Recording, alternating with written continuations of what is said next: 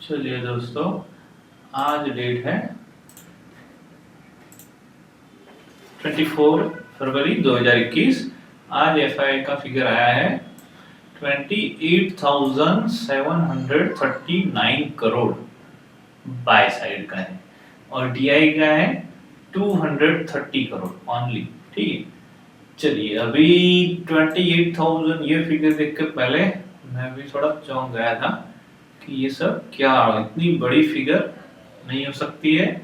और वो सही भी है क्योंकि आज क्या है, आज था एनएससी का ग्लिच का डे। ठीक है, ग्लिच का डे मतलब कुछ तकनीकी प्रॉब्लम है या क्या है वो तो पता नहीं चला है कुछ भी।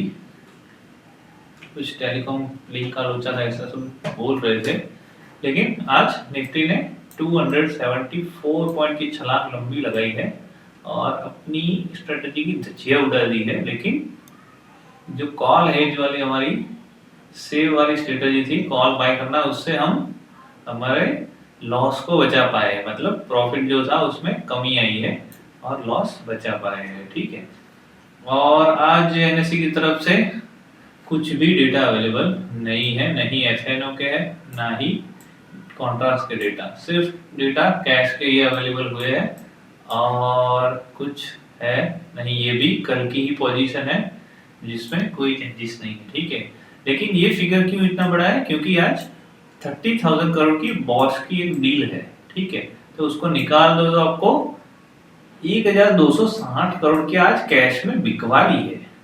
आज इतनी पॉजिटिव फिगर नहीं है, आज 1,260 करोड़ की बिकवाली की है फाइनली। पिछले 3 दिनों से ये बेच रहे हैं, पहले 900 करोड़ थे, कल 1500 के प्लस के करोड़ की बिकवाली, आज भी 1200 करोड़ की बिकवाली। फिर भी इंडेक्स इतना बड़ा है क्योंकि टुडेज हीरो कौन है, आज के हीरो एनएससी और फाइनली सीतारामन जी। ठीक है, आज के ये दो स्टार परफॉर्मेंस हीरो है क्योंकि दोनों ने गपलच की है। क्या कही है वो तो सबको मालूम है। मार्केट को बंद रखा 3:30 तक, 3:30 के बाद मार्केट को ओपन किया, 3:45 स्टार्ट किया ट्रेडिंग, जबकि ज्यादातर ब्रोकरों का ट्रेडिंग 3:30 बजे का कट ऑफ टाइम होता है, तो उसके बाद ट्रेड नहीं डालते पाते वो जो बड़े ब्रोकर है, वहां से ही ट्रेड हुआ है।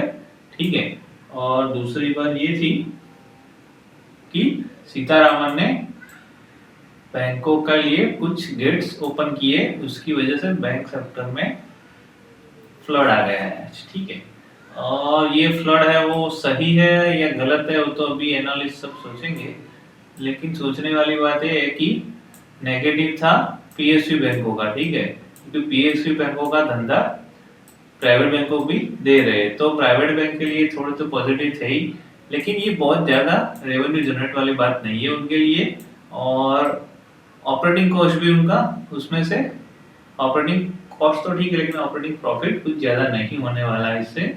जो भी सरकारी काम होता है उसमें आपको पता है कि आप अगर फ्रैंकिंग कराते हो तो उसमें से बहुत ही मामूली रकम होती है, वो उनको फीस की तौर पे मिलती है।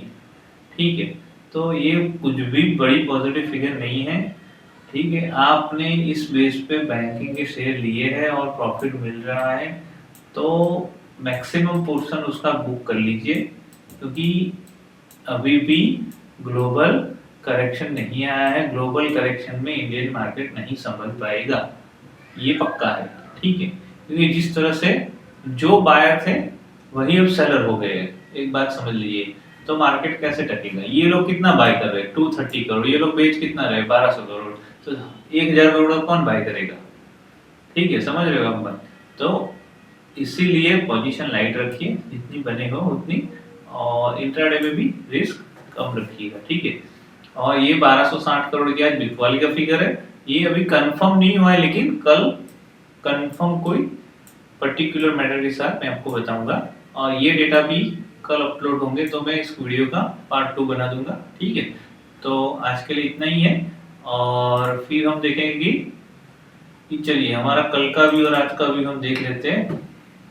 कल हमारा व्यू था, ये हम स्ट्रेटेजी कंटिन्यू की थी। ठीक है, और ये पुट में जो सॉरी ये वाला था हमने लो रिस्क बोला ही था, now we are taking low risk, ये कल वाला है, ठीक है।